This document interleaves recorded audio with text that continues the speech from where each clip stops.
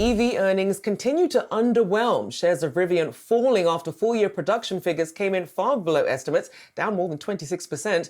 Rival Lucid similarly reporting weaker guidance for the year on waning EV demand, also under pressure as well. Now, a new report by Cars Commerce says despite some waning demand for EVs, there is still interest in that market and that prices may become more affordable this year. Here with more on the report is Rebecca Lindland, Cars Commerce Senior Director of Industry Data and Insights. Thank you for joining us. So give us some context here. Given some of the price cuts that we've seen from some of these EVs and some of what we're seeing in terms of like reduced production, is this the year then to perhaps buy an EV? Are the prices attractive enough? Yeah, so Rochelle, thank you so much for having me on.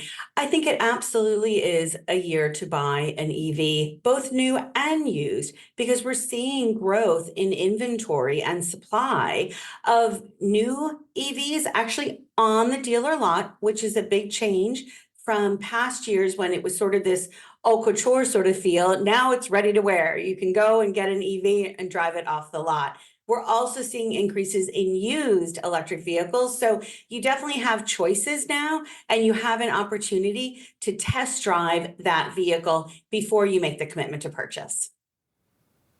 Rebecca, this of course comes at a time where we're seeing a little more hesitation from drivers to make that transition to electric. What are you finding about how much consumers are willing to shell out for an EV, whether it's new or used?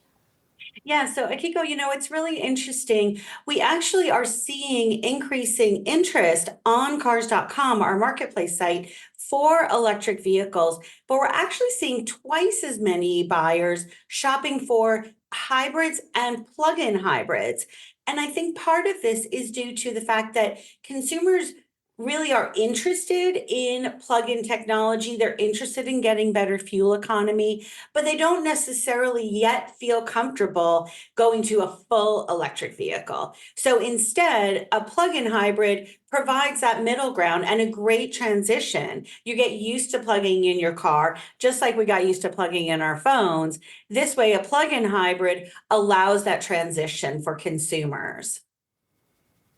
Is it just about the infrastructure, though? Are you finding that costs, now that they're coming down, is also generating more interest? And what's that price point? Yes, it certainly is both pricing and infrastructure.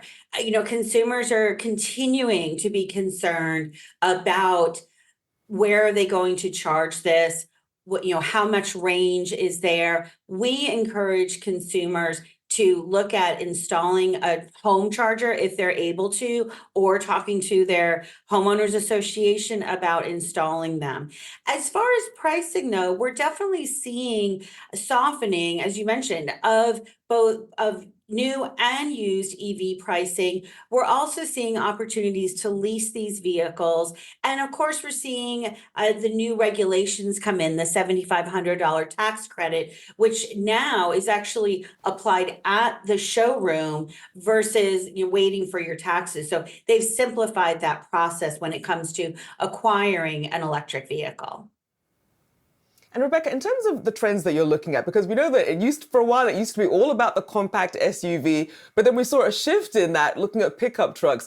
I wasn't sure how much of that was people looking perhaps for Cybertruck alternatives and things like that versus if that's translating into actual sales. So we're actually seeing, some of the top interest on the site continues to be those pickup trucks for sure. And, but consumers are looking for all different types of vehicles. With electric vehicles, you've got options from a host of manufacturers, not just the Teslas and Rivians as you're showing now, but we've got the Ford F-150 Lightning, which continues to be very popular on the site. So we're still seeing a lot of interest in those compact SUVs, as you mentioned, but also in these full-size SUVs. We're also seeing consumers interested in, getting a good buy. One of the things we're looking at is that the market is moving towards a buyer's market. We're starting to see more supply. So that's absolutely one of the trends that we're watching really closely. And in terms of the most popular, the best-selling brands in both luxury and mass market, we're looking here at fastest selling, so Toyota for mass market, Lexus for luxury. Why do you think they're so well positioned? So I think that they always have had a good handle on balancing inventory with demand.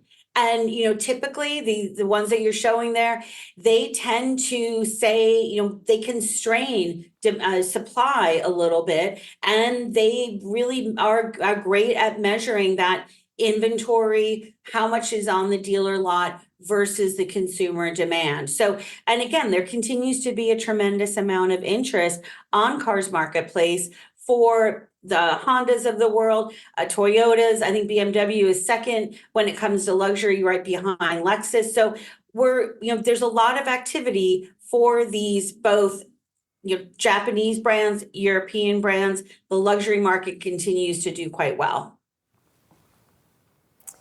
Rebecca Lindland, Cars Commerce Senior Director of Industry Data and Insights. Good to have you on today. Thanks so much. Thanks so much, Akiva.